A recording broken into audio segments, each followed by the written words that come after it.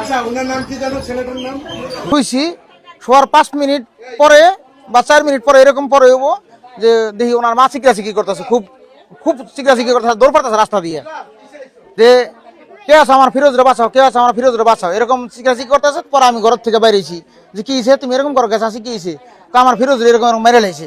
তো তোমার ফিরোজ রে মেরে লাইছে কোথায়, ফিরোজ কোথায়, বা ঘরের মধ্যে। তো পরে ঘরের মধ্যে আসলাম, আসার পরে দেখি উনি রক্তাক্ত অবস্থায় দাঁড়ানো আছে, রক্ত পড়তেছে। পরে আমার উনি বললো যে ভাই আমার একটু বান দেওয়ার ব্যবস্থা করেন, আমার শরীরের সমস্ত রক্ত তো ধরে দিতেছে, আমার একটু বান দেওয়ার ব্যবস্থা করেন।